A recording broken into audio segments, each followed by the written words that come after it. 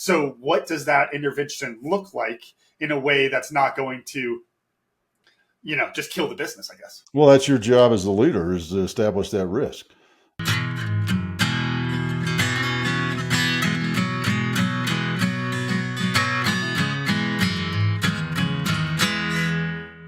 Hey, welcome to 10X Your Team with Cam and Otis. We're a father-son leadership podcast where we talk with each other about big problems and lifelong learning and dealing with shifting business and growth, which is always an interesting thing. One thing nobody ever talks about, and I think this will segue right into what we are going to talk about today, is when you hire a team, they don't just come in and walk in the door and go, "All right, I got it. Thanks, boss. See you later." Right? They don't do that. You got to teach them. You got to train them. You got to spend time. Everybody thinks. Everybody always glosses over that, is what I should say. Yeah. They're like, "Oh man, you got to get some help. You got to hire a VA. You got to use this new tool." And dang it, Tammy, I want to thank you for sharing that tool with me. But I purposely decided I was not going to take the time to learn how to use that tool so it could save me time. Yeah. Yeah, because it's a lot of time starting up the new tools, getting over. I went through this. You're alluded to what's going on with Tribe and Purpose right now. But I was even joking on my call with our team. Switching over those processes. I thought I did so well defining my processes. Now I had to translate that from Camden into generic knowledge, which is very different. I didn't realize how Camden centered my processes were, and how all my language and every little thing is like notes that I've been doing for 2 years. And it's like, yeah, there's some serious things with that. And I think, the other thing that I'd add is, it's funny, we talk about this in when we talk Stoicism a lot. There's this idea of you have to resist the good version of things because it's the same side of the coin as the bad version, right? And oh my gosh, talk about the excitement of growth in the business. That's one of them, because it is so freaking exciting that you're making a jump on something, and it is so terrifying because at the same time there's all that risk, right? And it's the same side. It's the two sides of the same coin, and I think that's such an interesting piece there. Then it is hard to make that switch. It takes a lot of work. Yeah, well, it's first thing you got to do is you got to be comfortable with letting go of the things that you've been doing. What's that thing that you do every morning at 7:30, or how do I check my emails? Here's a classic that everybody talks about. Emails is one of them. That's a simple one. But travel arrangements, when you say, "Hey, I need to go to this place and come back, on this date, and come back on this date," and you let that go and let somebody else do that. I've done that. Geez, probably just a few times in the last 20 years, and yes, 20 years includes my last few years of the military too, because I made my own travel arrangements in the military. So if I was to, which I've talked about in our Monday Moments newsletter a couple of times, release that to somebody in that sense, that takes some really, really trust, and which is the thing I think we have to focus on when we start talking about, well, why do I have a team? Why have I brought more people into the circle of the business? Yeah, exactly. And I think trust is such an important piece there, because you have to trust people to be able to do their job. If you don't trust people, then you're going to wind up micromanaging. And even if they are capable of doing that job really, really well, they aren't going to make that jump because you're shackling them the whole time. You have to give them that freedom. I'll do the quick story of on Uncle Ben's farm. I remember day 3 or 4 when I took over the dairy because the guy got fired. And I remember he literally, he showed me one day, and then he said, "Okay, it's yours. Call me if something's not right, or call me if you get confused. Call me if you need something." And it was that jump, as terrifying as that was for me. And I'm sure it wasn't nothing for Uncle Ben. I'm sure he was, he ain't got too much hair to be pulling out, but I'm sure he was stressed out in the truck driving around Texas while I was working on the dairy. But as you're going through that's scary. That trust, it's like the transition, and then once you get to the other side, it's so much better, and that's where it's really difficult. And yeah, the trust is the biggest key on that, in my opinion. Yeah. So when you start talking about your team's performance, and before I get too far into it, since we are talking about trust, we have to talk about the trust triad. Trust Yes, triad sir. leadership, right? Because I think here's another thing that, and I talked about this the other day at Achieve University. Uh, if you don't trust yourself, nobody's going to trust you, right? And in order to trust yourself, or to trust your team, you have to trust yourself. And I think that's another step that people forget about. And the people in leadership positions that micromanage are micromanaging because they don't trust themselves to share enough of what they need. So the trust triad is trust yourself, trust who you are, trust your decisions, and trust your actions and what you do. That's leg number one. Leg number two is what you already alluded to, is trust your team to perform. What do they do? What are you paying them to do? Why are they here? Because that's what you're paying them to do. So let them do their job. If you can't trust them to do their job, why are you paying them? Mm-hmm. And then finally, when those two are in place, the third one happens, which is your team trusts you. And that's the trust triad. You just trust yourself, trust your team trusts you.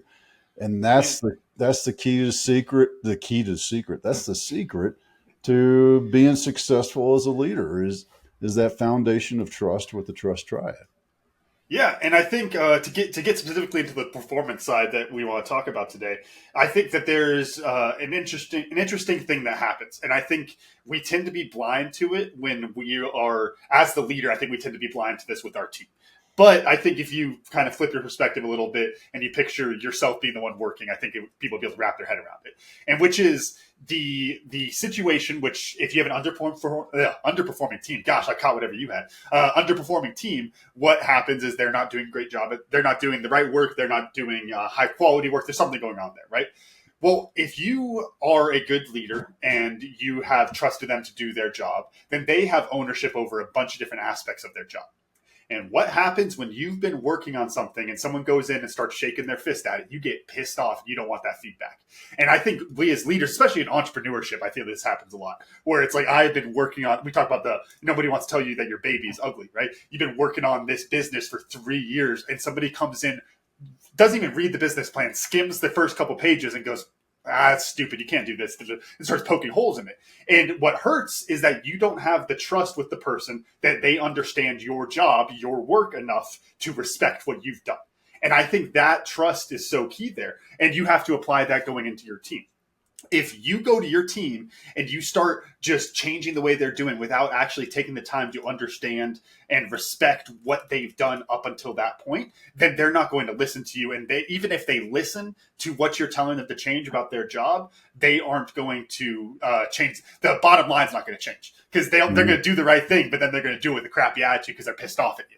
And so you have to trust them on their homework, their groundwork, and those kind of things. I want to throw that back over to you. What do you think is, in addition to the trust and the kind of respect I talked about there, what is the other thing that you as a leader need to do to overcome that barrier? Because again, nobody likes the person who shows up in the 24th hour of the day and starts poking out all the things that you did wrong 14 hours ago. Nobody likes that. I think it's being happy or satisfied with what they present you. You know, what we joke about, both in the military and in business, is those people that come in and change small dog to puppy or puppy to small dog, right? That correct the way you say something. And I got frustrated with that early enough in life to where if I read what you wrote on a proposal or something like that and it gets the point across, then I'm not going to change it. Yeah, if it's bad grammar, of course, now we have a tool called Grammarly, which I did spend the time to use, learn how to use. But the point I think is uh, when you do those things as a leader, you show up and say, well, no, it really should be small dog and not puppy here.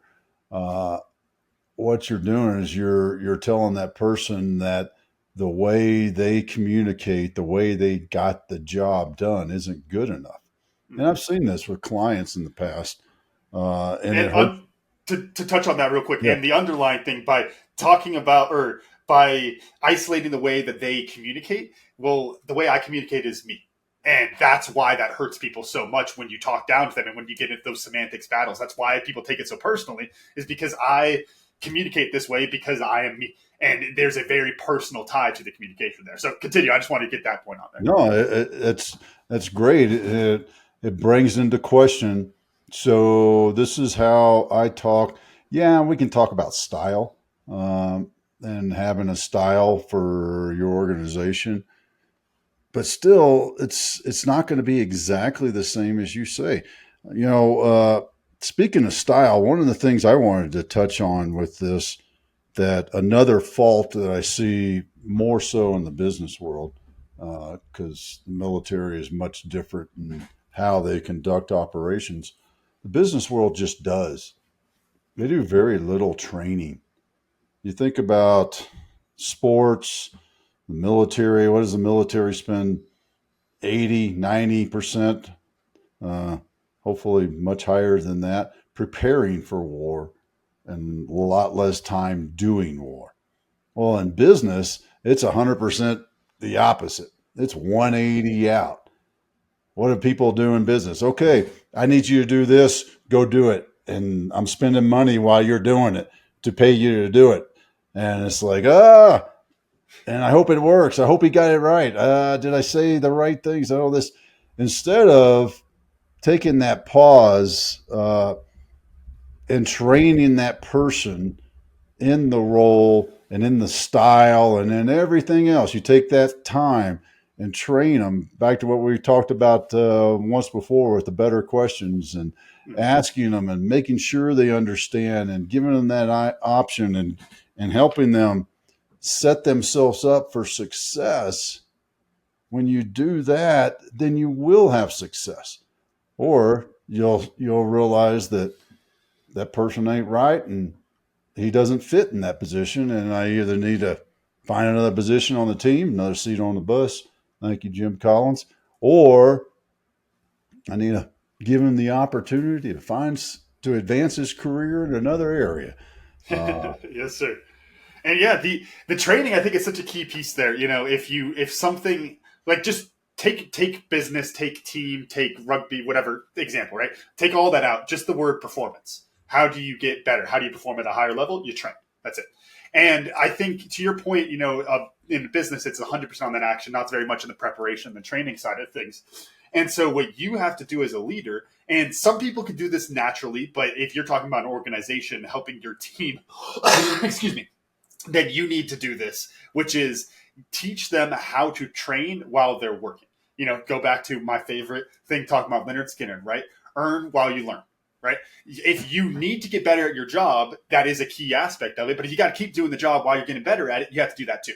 And so that earn while you learn is a great approach to it. But you as the leader have to be conscious of what that looks like. You know, take the Leonard Skinner example. It's not just go play every bar because you need the money. They're busting their ass during the day too. And they're getting ready and they're practicing, they're jamming together, they're doing all that kind of stuff. And then they're going to the bar where they're earning, right? And so you have to recognize what that kind of a split looks like in your team. And I think this is one of those areas where it is really effective as a leader to create space for that personal development, even if it's just an hour a week or something like that, because it shows that you as a leader are prioritizing that for your team. And then if they need to do actual training during that, or if they have other aspects of themselves that they need to work on, whatever it is, it kind of opens it up. It's just like work-ons we talk about in rugby. The power of work-ons is huge. But giving your team that space for the work-ons is one piece, and then teaching them what the things they need to work on is the other. But then creating that culture of the work-ons is the big key. You know, if I'll just use the arbitrary times from U of A because I don't remember when our Grizzlies practice started, but we start at 4 p.m. Right? If we're there, coaches are there at 3:15.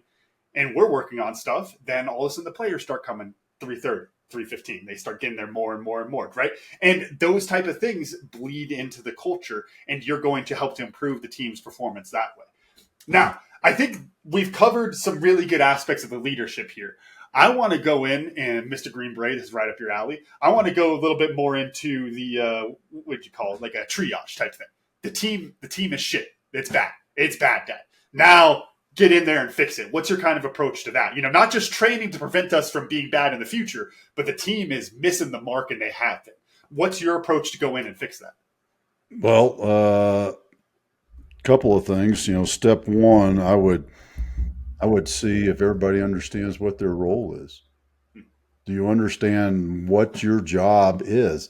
Do you know what your key performance indicators are, to use a great term, or your objectives and key results as another term?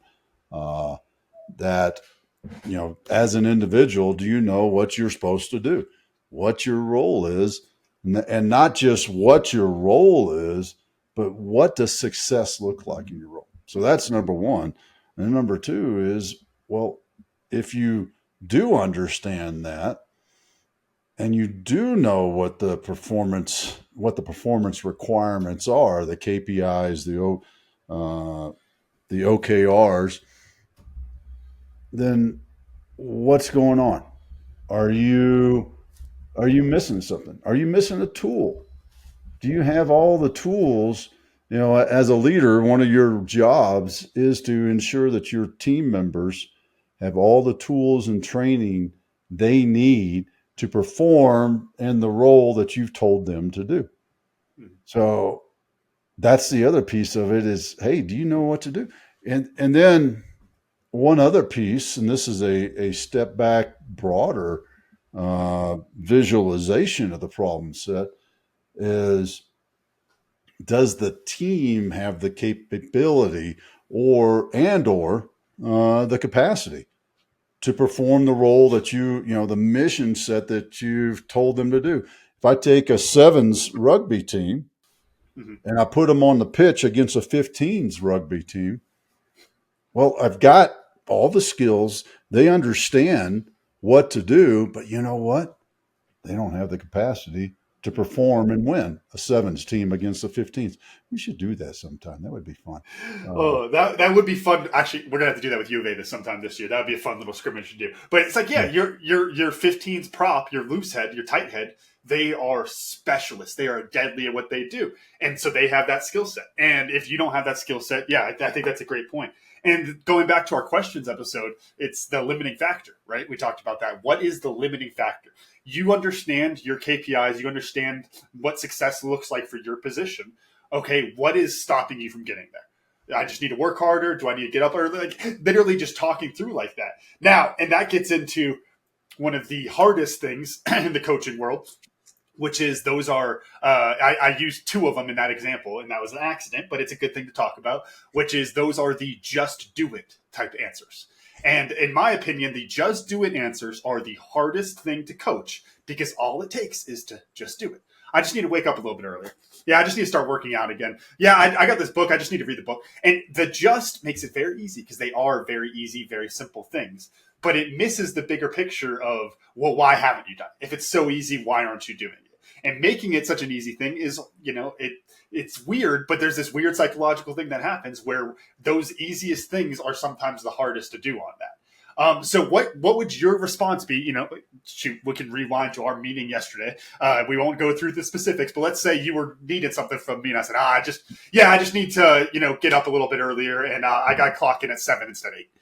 I just got to do that. What's your response as the leader there to the just do it type response? Well, I'd ask them, well, what stopped you? Who was it we had on the show a while back?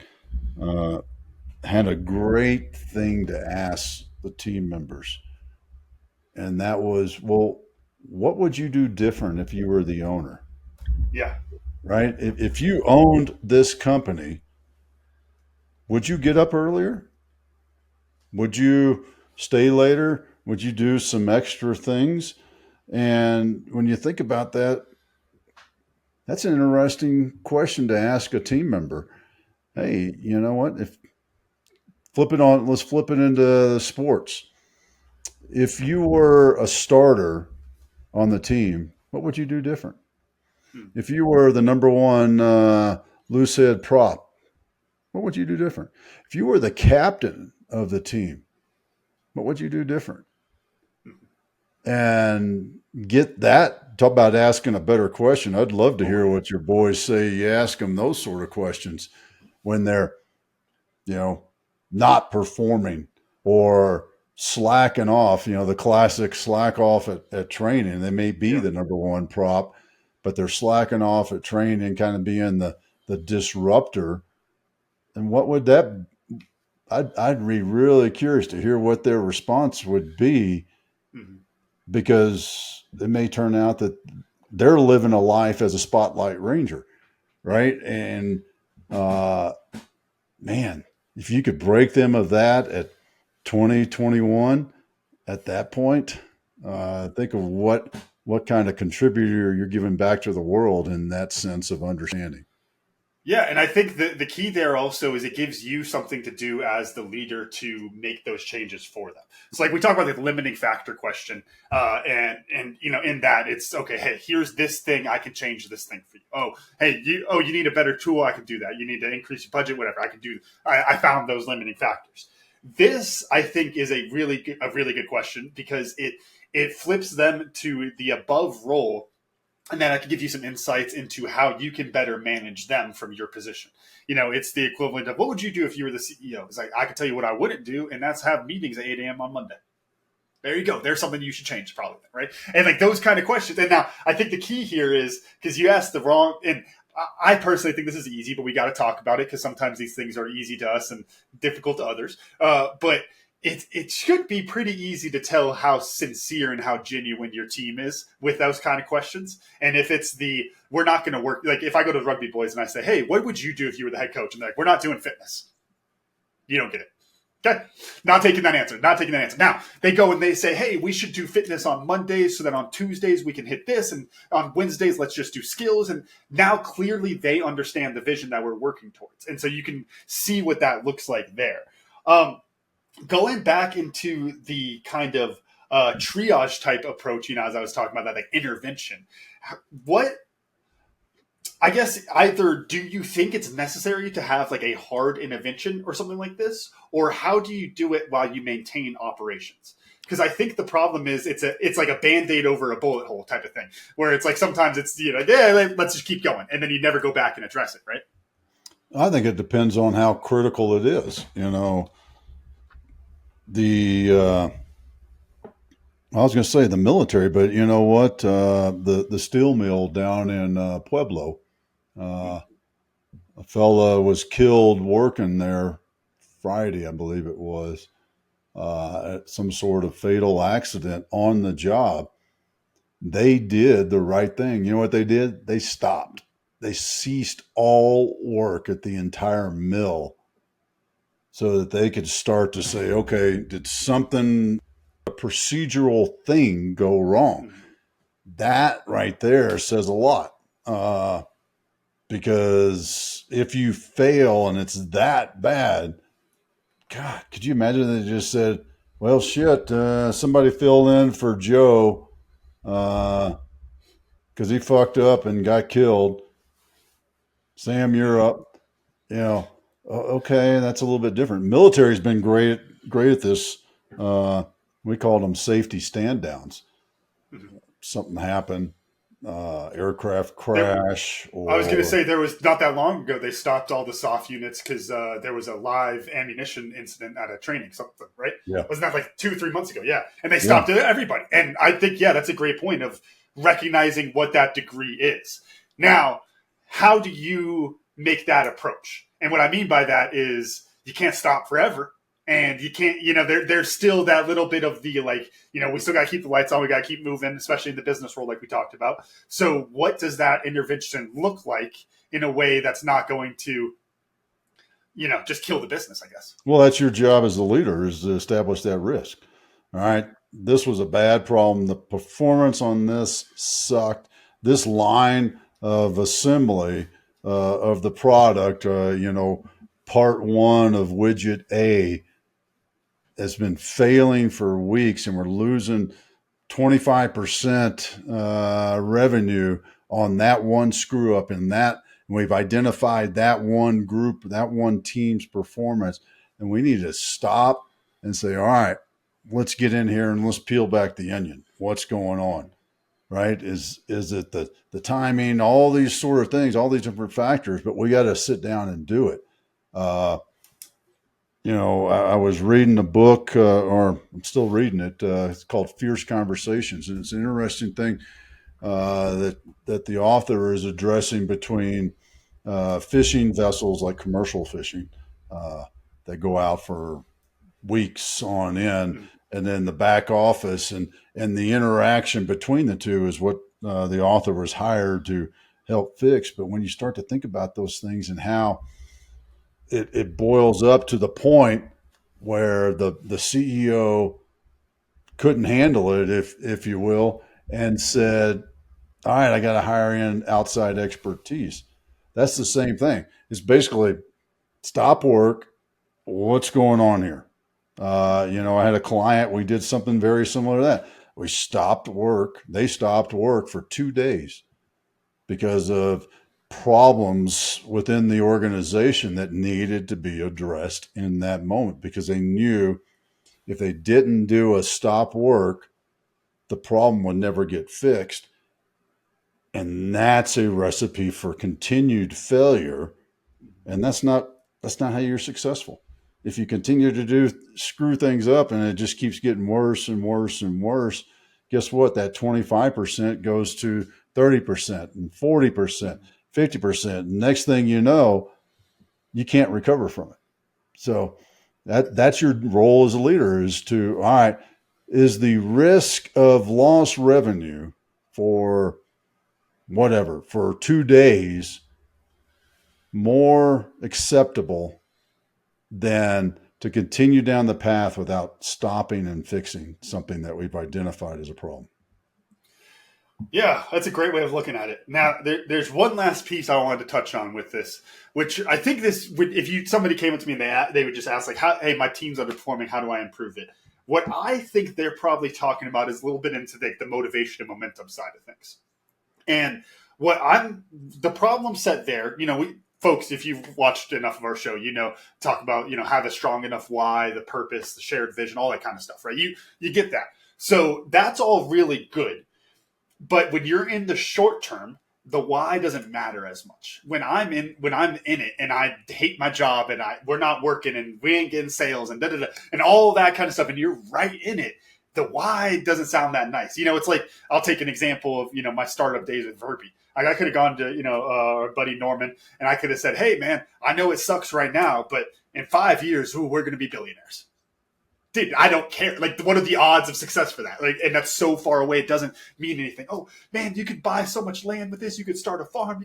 That doesn't matter. It doesn't matter because right now this sucks. What's your approach to that? Because the why is so good. That's the underlying thing. But when somebody is stuck, you need a short-term fix. What are your thoughts there? Well, I think, if they truly understand and believe the why, then they have to see how their actions fit into the bigger picture. How the fact that, hey, if I am take the time, let's say, put in a little bit of extra effort for this week, it gets us over this hump for next week. And I can also, as a leader, say, well, hey, you know what, man, you worked 60 hours, 70 hours this week. Well, dude, make sure you only do put in 30 next week or whatever it may be. Let me help you compensate it. But in the end, that compensation should be an unexpected benefit. It shouldn't be the reason. The reason should be that I clearly understand that my actions are required for the overall success. And if I take the time and put in this extra heavy lift, then I can see what the benefits are going to be. I know that the action steps I take today will have an effect on the success for next week, next month, next year, 5 years, because I got to do it now. Because if you don't start it now, it ain't going to happen in 5 years. If I don't do it today, then guess what? Now it's going to be 5 years in one day. Then it's going to be 6 years. And next thing you know, even that time window of here's what we can do in 5 years, it doesn't just keep bumping down the road 5 years with every day that you don't do it. It actually increases.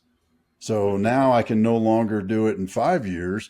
I got to do it in 5 years and 6 months because of the lack of actions taken today. Yeah, I think that's so true. And then I think the other key there, talking about those sprints, it always comes to mind the Marcus Aurelius. No pain is unbearable or unending, and when you understand that, you can push through any pain. If your job is to communicate that to your team, we're in a sprint. This is it. This is the next week is going to be crazy, and then after that, we're on vacation. And it's like having that clear line of it's like, hey, yes, we are sprinting. Yes, we are fixing these things. Hey, things aren't working well. We are underperforming. We need to have some training. But because of the way the business is going right now, we can't cut time out of our schedule. So I need everyone to work 10-hour days. We're going to do 2 hours of training also. And we're going to do that for 2 weeks, and then we're done.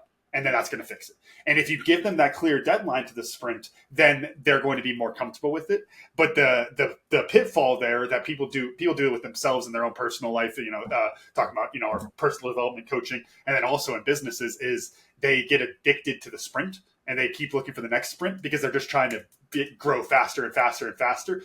You have to recognize that you need to give your team those breaks as well, because that's another reason that your team might be underperforming is because you've been in a sprint for 6 months. Yeah. Well, that goes back to knowing your people, right? Mission first, people Okay. always, which, is the definitive thing for a leader. You got to understand what's going on with your people. Uh, and yeah, you can do that. You can push them, but they will break. Go look up the freaking Bank of America stories and all this stuff around that. I don't even want to Uh, get into that one that much because it's not just crappy leadership. People are freaking dying, so that's yeah. even Yeah. worse. Yeah, that's I thought that was JP Morgan. It was Bank of America. I think it was Uh, Bank of America, but I'm sure they're all pretty darn bad from yeah. what I've talked with buddies who work in that industry. Well, I mean, or not Marcus Aurelius, Alexander the Great. I just finished up a great book by Stephen Pressfield on Alexander the Great and how his army basically quit in India when they found out they still had thousands more miles to go to the river or to the ocean, because that was Alexander the Great's vision, was to go to the ocean. And he gave him the pep talk and did everything he could, and they went one more push, and then they found out, well, that objective is another 10 years away. The army basically said, hey, boss, we're done. What And you want? the raw leadership, whether you're yelling at people or trying to encourage them, it only works once, and Yeah. it ain't gonna work the second time. They ain't gonna listen to you.